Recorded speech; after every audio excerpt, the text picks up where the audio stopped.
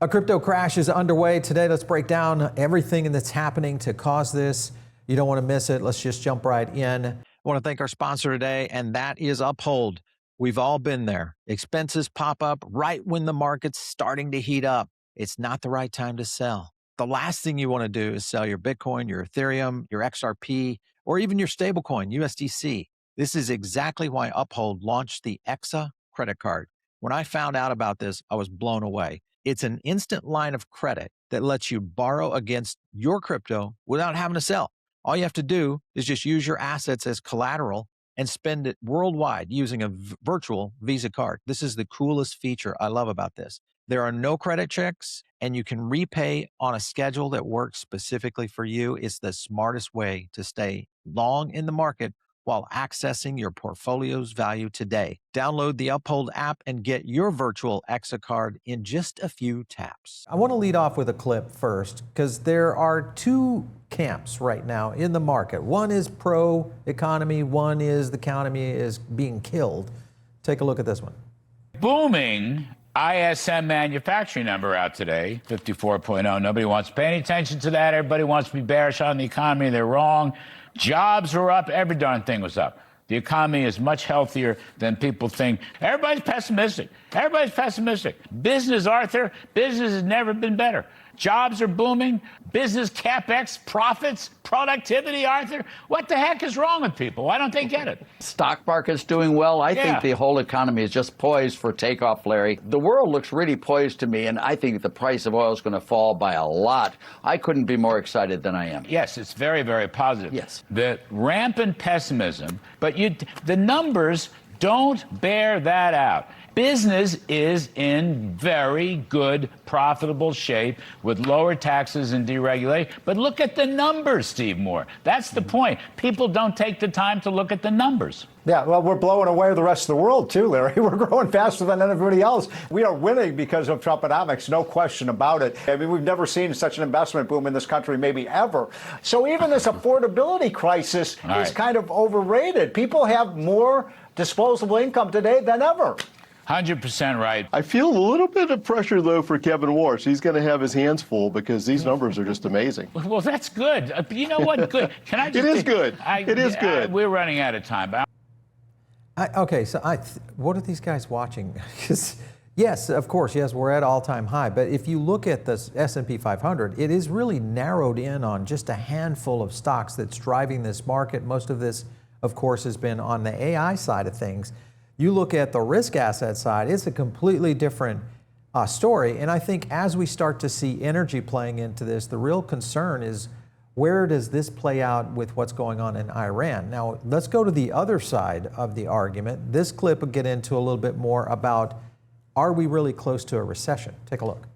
So, Mark, how soon is soon? When do we cross the line?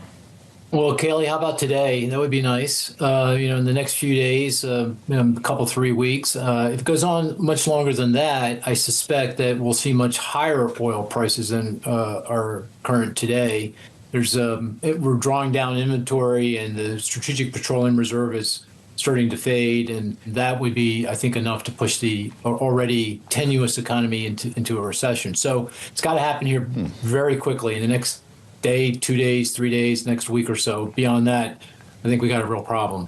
But, right now we're closer to, today we're down, we're closer to 90, 95 bucks a barrel. But if we're at 125 and we stay there for 2-3 months, that would be pretty consistent. I think if I did the arithmetic correct, about $5 a gallon, maybe a little bit over. And that would, at that point, be enough to push the fragile economy into recession. What's the Fed to do if this is, once again, a supply-driven inflation problem that could weigh on growth? Yeah, good point, Kayla. I don't think anyone comes to the rescue here.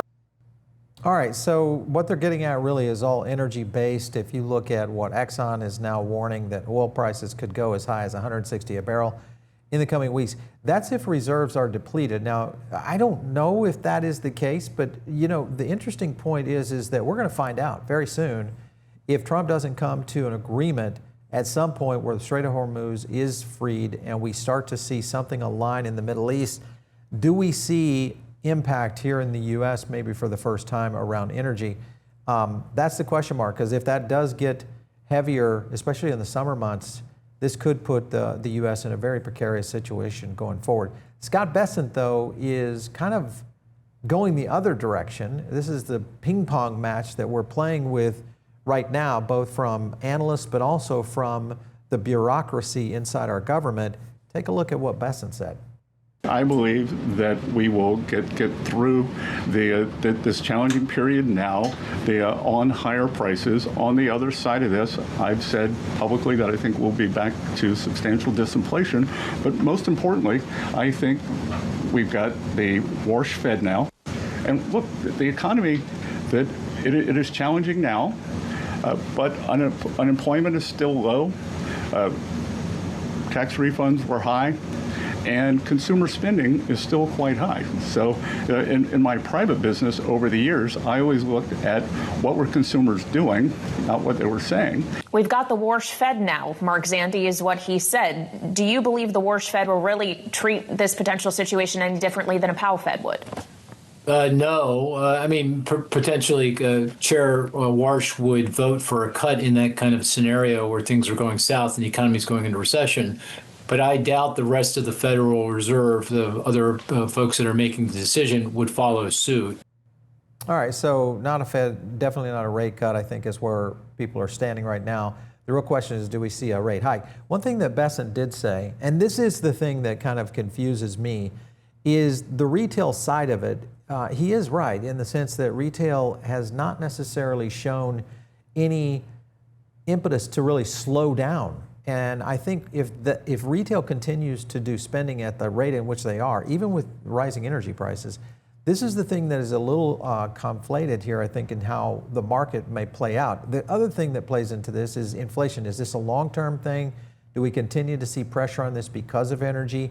Or is this all related to what's going on strictly in Iran, which I believe it is?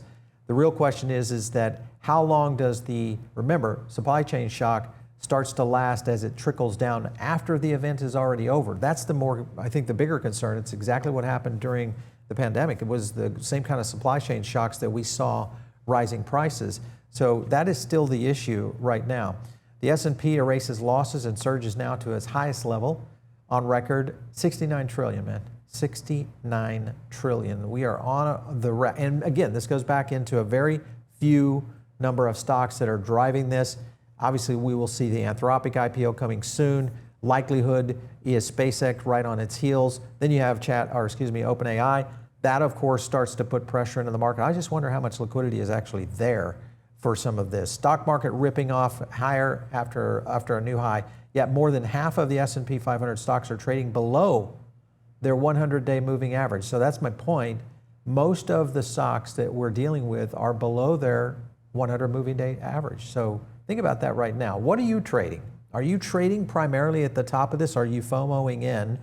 Or are you buying dips in the crypto market as we continue to see these markets adjust down, including Ethereum, XRP, Bitcoin? Let me know down below.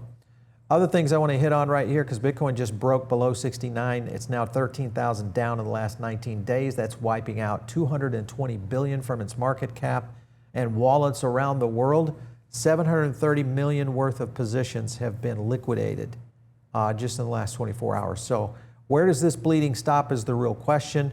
Bitcoin, of course, is being challenged here by Peter Schiff, simply saying Bitcoin continues to melt down, now breaking the 67.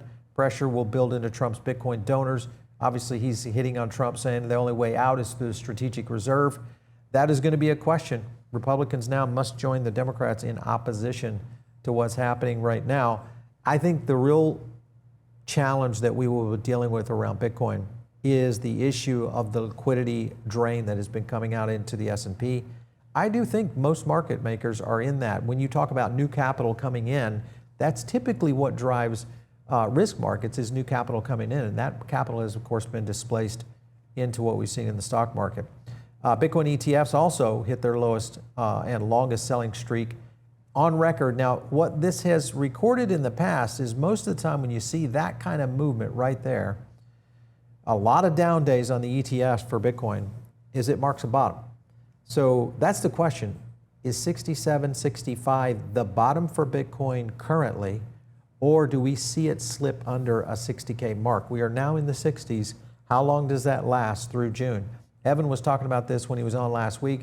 He sees maybe a 53K down the road. The real question is, what would that do to fear and greed? Well, right now, fear is holding and greed is holding at 27 when it comes to crypto. And when you look at that, remember, guys, we have been in the depths of fear and greed in the past. Back in February, that is the last time we started to see real devastating action. And I think, are we headed for that right now is the question. Other things you got to consider is this right here. 88 bill erased from the total crypto market today. Have you guys ever seen a red chart like that? I don't know that we've ever seen one quite like that outside of 1010.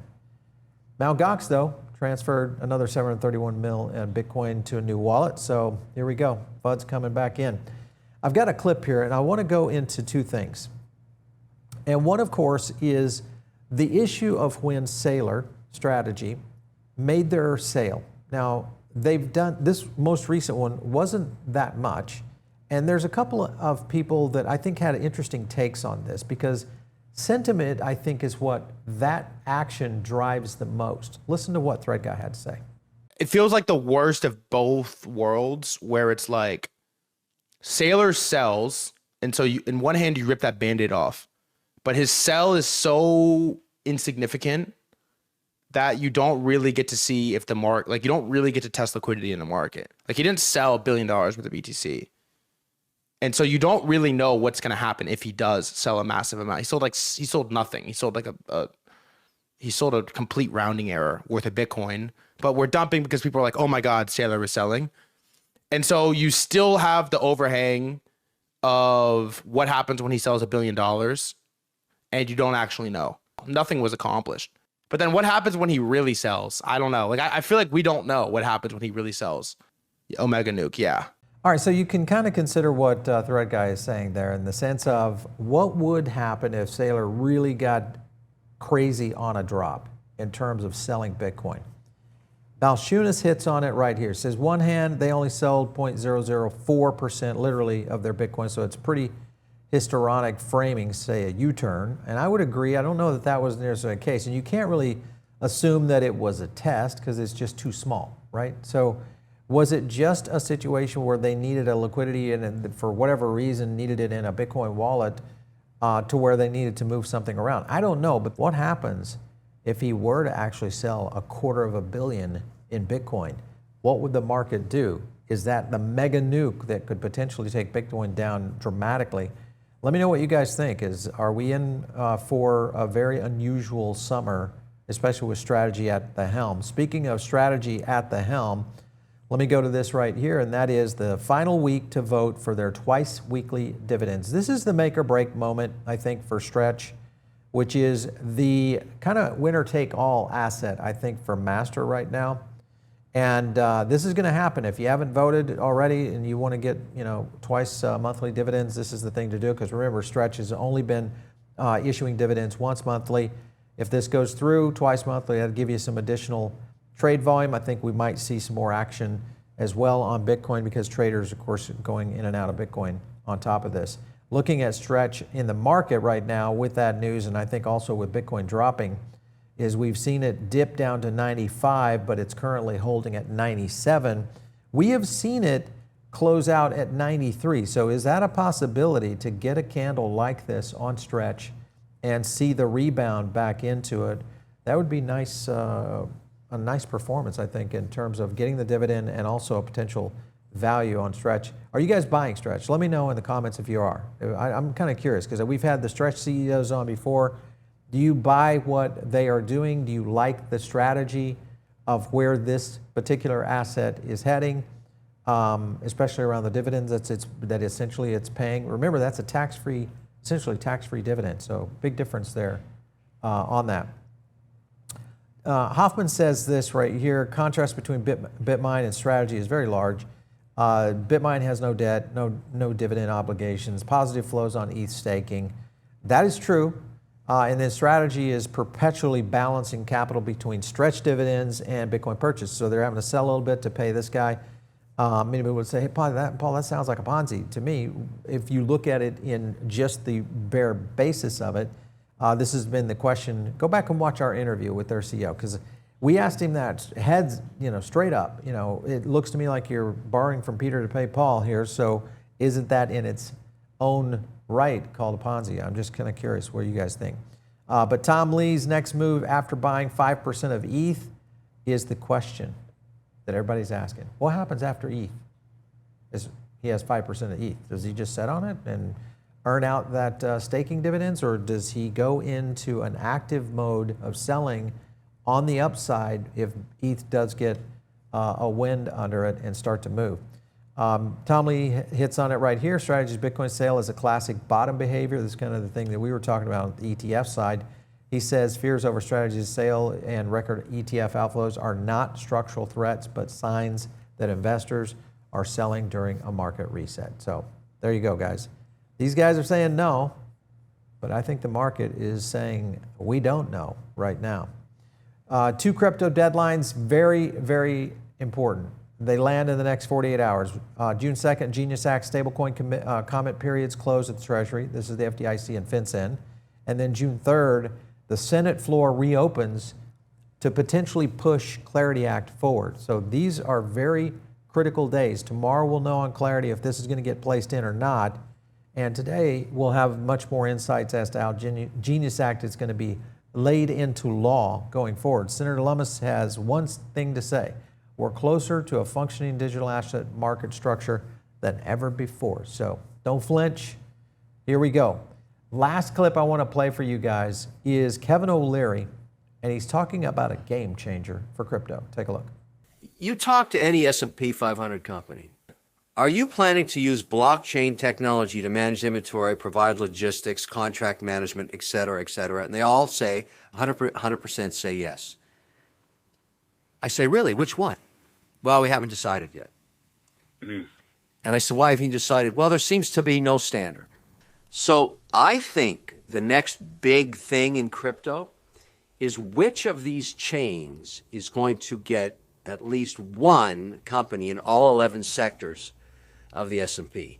Because the minute that occurs, you want to go long that token. And so far, I haven't found it yet. Let me end off with some breaking news here, guys. And that, of course, is that the Crypto Clarity Act now is being added to the Senate legislative calendar, making it eligible. Key word here is eligible for full Senate consideration going to the floor. So doesn't mean it goes to the floor automatically on a certain day. It means that it is now eligible to make its transition into the Senate floor. Still more to go. I know how this is crazy, but this is how politics work. They have meetings about meetings to do meetings before they do something actually to vote on it. So we're going to cover this. We'll probably hear something this week on it, so make sure and stay tuned right here.